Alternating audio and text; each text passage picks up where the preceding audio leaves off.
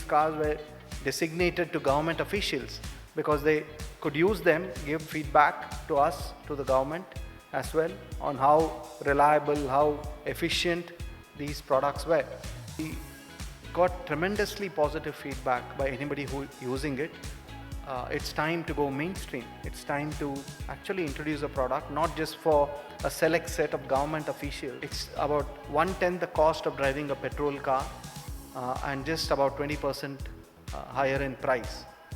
I think the demand went through the roof. The first 3 years have been really strong. We could hardly manufacture enough cars to supply the demand that we had. Then we faced several headwinds. Obviously, battery prices went up. We were not making money, and there was also a lot of, I would say, second thoughts or negative communication around electric mobility, which is where the marketing might was woken up, saying that, listen, we guys can't just sit back and enjoy the demand. We need to start creating demand. We need to start breaking some of the myths around electric mobility. The government obviously went all out. They announced PLI subsidies, which is production-linked incentives to really subsidize production, local manufacturing, and localization. FAME incentives, which subsidized buying EVs under a certain price point, largely targeted towards commercial usage. Several state governments gave waivers in terms of registration tax, etc. GST subsidy obviously was there.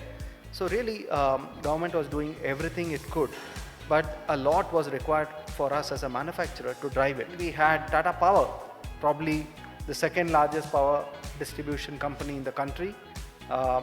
We said that if we have to sell electric vehicles, we have to give charging solutions to the customer in as easy a way as possible. Tata Power really helped us there to sign the paperwork and actually execute this massive operation where every single car had a team going with it, negotiating with the local power distribution company, installing meters, installing wiring at the parking lot. So several on-ground activations.